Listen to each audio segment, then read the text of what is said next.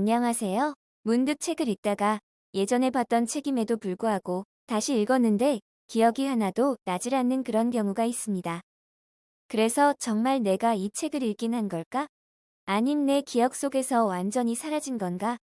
하는 생각도 들었는데 그러다 문득 어떤 기억에 관한 궁금증이 생각났습니다.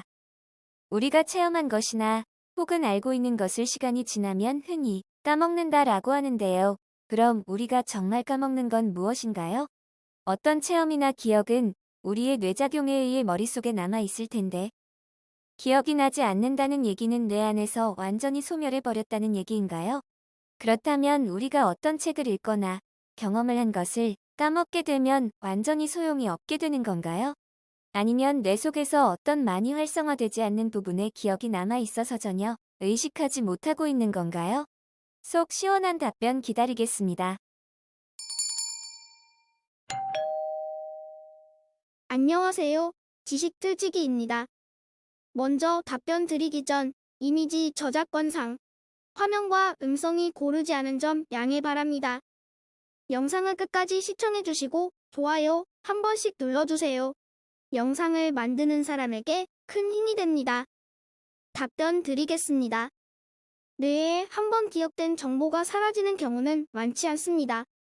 초등학교 때 짝꿍의 이름을 말해보라고 했을 때 기억이 날 듯 말 듯 했는데 다른 일을 하던 중 불현듯 떠오른 경험이 있을 것입니다.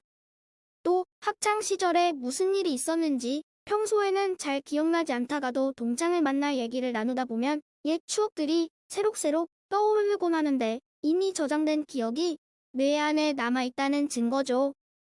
하지만 구슬이 서말이라도 꿰어야 보배이듯이 기억이 아무리 많아도 저장되어 있는 내 영역으로 찾아 들어가 꺼내는, 즉 기억을 인출하는 과정이 잘못되면 소용이 없습니다.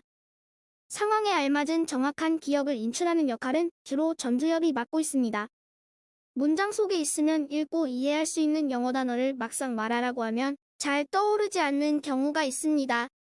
뇌에 단어를 저장하는 과정과 꺼내는 과정이 나뉘어 있기 때문이죠. 언어의 경우 뇌의 측두엽과 두정엽에 저장되어 있고 이를 전두엽이 인출한다고 알려져 있습니다. 상황에 맞는 단어를 정확히 얘기하지 못하는 실어증 환자는 기억을 인출하는 전두엽 기능에 문제가 생긴 경우가 많죠. 예를 들어 손목이 아프다라고 말하지 못하고 여기가 아프다라고 말하는 것으로 손목이라는 단어를 인출하지 못하는 것입니다. 기억은 뇌 안에서 관계 있는 것끼리 복잡하게 연결되어 네트워크를 이루고 있습니다. 이 네트워크가 제대로 형성되지 못해도 기억을 인출하는데 문제가 생깁니다. 분명히 저 사람 얼굴은 본 적이 있는데 이름이 떠오르지 않는다거나 이름은 생각나는데 얼굴이 가물가물한 경우가 바로 이런 상황이죠. 얼굴과 이름 정보가 헐겁게 연결되어 있어 뇌가 둘을 함께 인출해내지 못한 것입니다.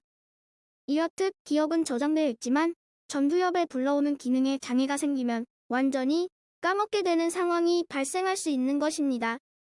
아래 출처에서 일부 발췌하였습니다. 질문과 관련된 좀 더 정확하고 많은 정보는 출처를 참고해주세요. 지금까지 지식틀찌기였습니다. 다음 영상은 더욱 호기심 많은 질문들로 업데이트될 예정입니다. 구독하시면 일상생활에서 가끔 궁금한 질문들이 함께할 것입니다. 지식과 상식 얻어가세요. 감사합니다.